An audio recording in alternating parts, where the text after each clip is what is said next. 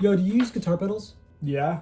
Do you ever see people do blackout boards, but upon looking closer at the blackout board, it's actually just a normal pedal board, but they only bought pedals that just happened to be black, so they didn't actually get a signal chain that they actually liked. They just made sort of a really expensive mood board with no rhyme or reason, and it's just aesthetics. No, I don't know what the hell you're talking about, but I do use guitar pedals though. I only use one. It's this Line 6 Pod 2. It's really cool. It allows me to like use different amp models and stuff, and it lets me switch between certain effects, and sometimes I can use two effects at the same time. What the fuck?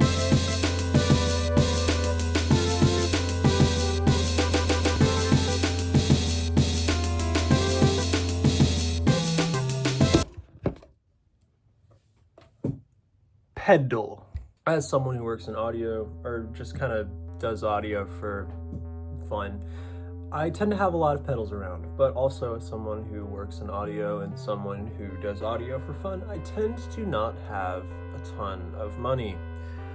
And so this requires me to kind of get a little bit creative.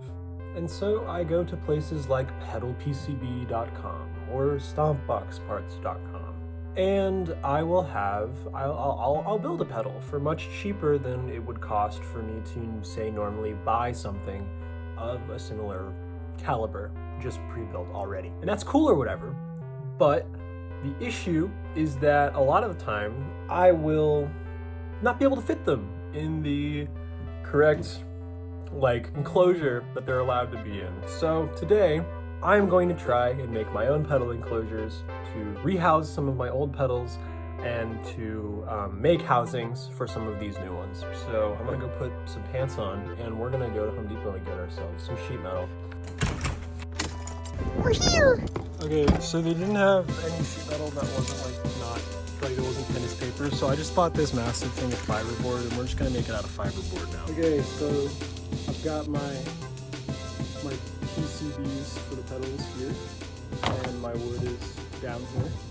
And so I'm gonna see if I can try to map out where I want everything to go and measure and cut accordingly. While you're watching me play with this pencil here, I just want to say a disclaimer real quick saying that this isn't really like a tutorial. Like, you shouldn't necessarily be following this step by step for some sort of outcome at the end. There are way less janky ways to make pedal enclosures. I just wanted to see the cheapest and fastest way that I could do it while making it fun.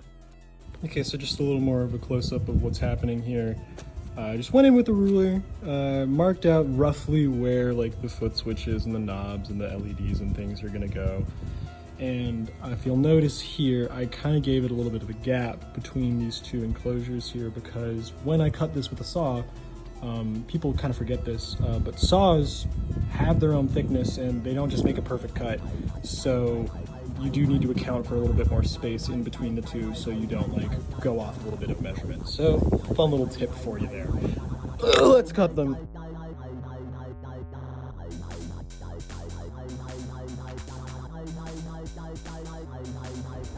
Read 'em and weep. Read 'em and weep, boys, yeah! Okay, so I've drawn out the side panel, or the back panels, for where all the jacks and the 9-volt stuff are gonna go for each of these. I've just taken the width of the thing and then just drawn however much further down I need to go. Do keep in mind, I am using a ruler for all this just to keep everything square, so just any straight edge will work. I'm not measuring anything or doing anything crazy. Okay, this is just something quick and dirty because I need some pedal enclosures. Yeah, I'm gonna saw these out now. Alright, so I've got it kind of mocked up. Here is the back part of it and then the front part of it. I'm probably gonna do some sort of wooden side panel thing here and there, and then I'll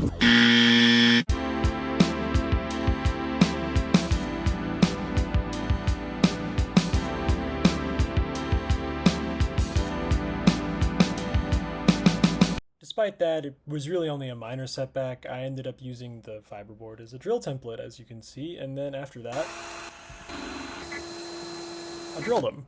The drilling ended up going just fine. Everything was sized perfectly, and there were no burrs or anything that messed with me. I had a stepped drill bit, so it kind of allowed me to size everything the way I wanted it to. I will say, I did get a shrapnel of aluminum, of really hot aluminum, digging in my foot because I was an idiot and decided to wear flip-flops. So if you do attempt to do this, don't wear flip-flops. That feels like a really like normal thing to think of when you're doing this, and that's because it is. I just didn't think of it because I'm not that smart. Anyways, the only thing left to do now is to bend the actual back part of the aluminum to get it to fit for the back mounted jacks, and then it's just cutting them in half, and then that's our front panel.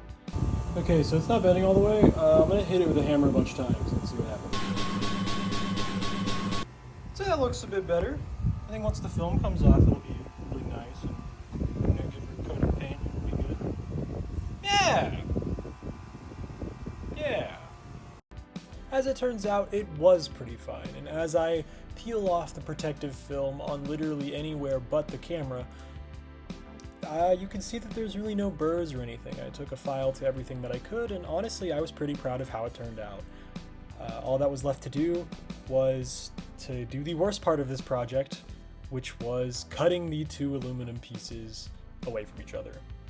Yeah, this was not great. I'm gonna be real. It was just me struggling to get any sort of progress for this to work, and eventually I kind of got somewhere, but just the entire time the material was fighting me. I tried clamping in different places, I tried just everything I could, and it just fought with me every step of the way. So in case anybody wanted to know why I wanted to do fiberboard panels first as opposed to just going straight for aluminum, it's because of this shit. This right here. I said I wasn't gonna cuss in these, but I think I'm just gonna have to bleep them out because this is what the hell. You want to hear what it sounds like? You want to hear what it sounds like when I?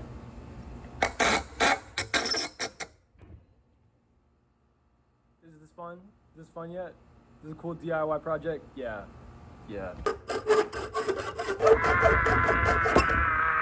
Ugh.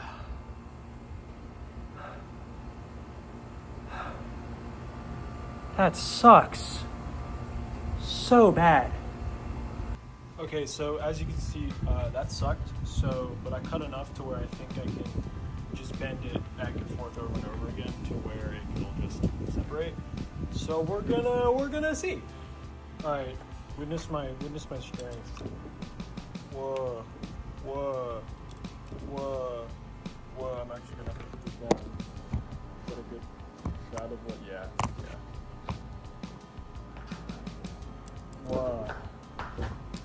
Whoa. Bend and bend and bend and bend. The big bend. Alright, update. I've put up a lot of the things right now because it's getting really hot. But we've got kind of these little standoffs that I've glued here. Once these dry, I will drill into them with like the plates on them, and then it'll be a good old fun hip happening time. And I think I don't even think I'm gonna do side panels or even a front panel. I think I'm just gonna leave the guts exposed because low key I think that looks cool. And you can't stop me because this is my YouTube video and I can do whatever I want. Yeah, fight me. After that, it was just kind of on to soldering because I had nothing else to do. This was particularly annoying because I thought that these circuits worked, but I realized that there were some issues with the jacks and some of the bypass switches. So if there's ever anything wrong with a pedal that you've just built and you don't know what it is, it's probably the bypass switch. After that, I started, drawing out the layout for both of the pedals. I wanted to try and use only symbols to dictate what the controls were, so anybody could maybe figure it out no matter what the language was. This isn't something I want to try and do all the time. It was just something I wanted to try out today. Honestly, I thought I was doing a pretty good job of it until kind of around here you'll see I mess up the filter controls because I forget that the rat clone goes the opposite way. And also here you see me work out some of the logo things before I actually put it on. And you know, it messes around a bit and I have to erase it and use some alcohol to get everything right. But eventually I get this cool like Defender Atari forced perspective thing. And soon after that, it was time for the first test. Okay, so I'm gonna test it real quick. I'm gonna go grab a guitar and then I'm gonna test it. I'm already seeing. I wish I had a second camera, but I don't. So we're gonna. By Jove, we're gonna make do. All right. First one I'm gonna test out is the chorus. It looks the most promising because I'm already seeing a flashing green LED on it. So yeah. Here's my clean signal, guys. Oh my god. Alright, clean tone. I think we did it. I have now bypassed, or I've turned off the bypass switch on my pedal. This is what Be There sounds like, if it works. Okay. So I just kind of messed some things around, and I think it kind of worked. So here's my, again, round 2, clean tone.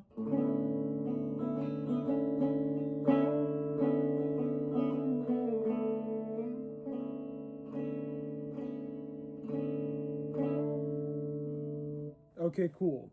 Chorus. Please. Why? Oh, hold on.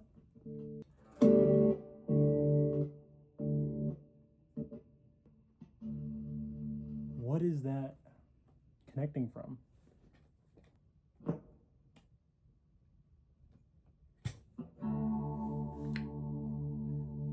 Eureka!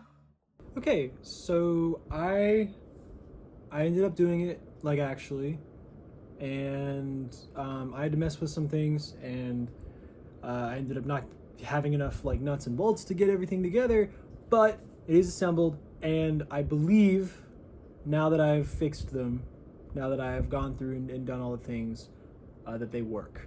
So without further ado, I will now introduce to the world for the first time ever Jack Friedman's first ever pedals, the Be There and the Be Square. You will see what they do, and then you'll get the joke. Yeah. Both of, like, if you're ever building a circuit with like a bypass switch of any kind, and you are thinking and it's not working, and you're like, oh, why isn't this working? 9 times out of 10, it is 100% the bypass switch itself. It is, you can't get all those wires in one spot and have them do nothing wrong. There's always going to be something. So what was happening was I had a stray wire that maybe, like, for one reason or another, the like insulation had worn off, and it was just hitting the aluminum front panel like every 5 seconds. So where it was supposed to be getting the signal, it was just shorting out into the aluminum. And so yeah, that was what happened. So I fixed that, and got like a small burn on my thumb. But aside from that, they should work. So let's test that real quick. Okay, I'm plugged in. I have my pick. We're gonna see if these suckers work. First we'll try the B square, because why not? Oh yeah, clean tone. Let me actually turn it on the clean amp. Clean tone. Never mind, that's... Oh, the gain needs to go down. Yeah, okay. Okay. Clean tone. What the Oh, it was... Okay, well... okay. Clean tone. I'm gonna crank some things up and see what happens. Guys, I think it works.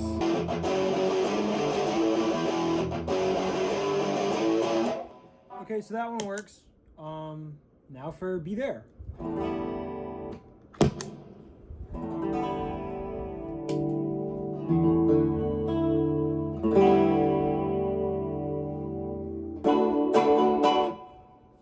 right, cool. All right, now for both.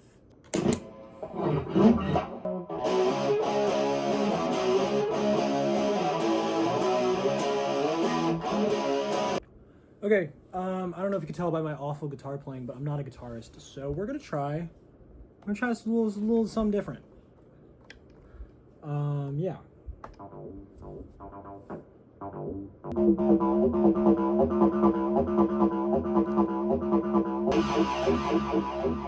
That's terrifying!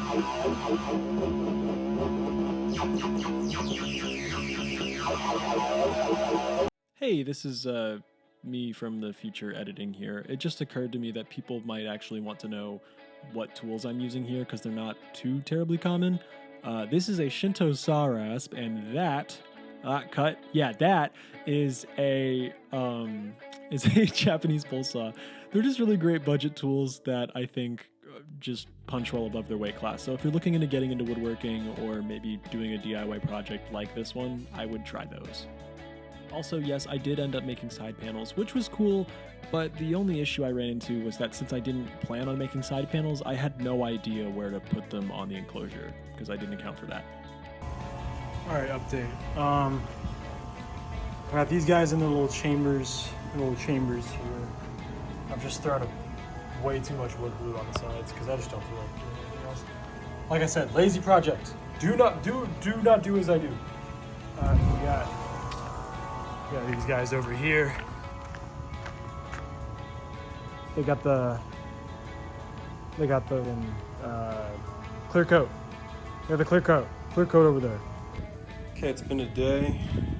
They've cured, and yeah, it's time to take them out.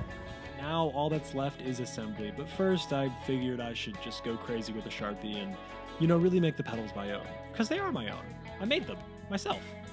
And, it was a really fun project to do. I didn't think I was going to have as much fun with it as I did, but I did, and now I have 2 pedals to show for it. I can say that in the future I use them all the time, and I would highly recommend that more people do DIY. Not only because it's fun, but also because I feel like DIY has been kind of relegated to this 5-minute crafts like slop, where people just take garbage and repurpose it into other garbage that no one really uses just as a way to spend time. But I really think that if you put your mind to it, you can make something that rivals or even beats a mass-produced product that just because you made it, and that's important and special. Anyways, thank you guys for watching. This was a really fun video to make. I will get off my soapbox now and just show you the sound demo as the video fades out.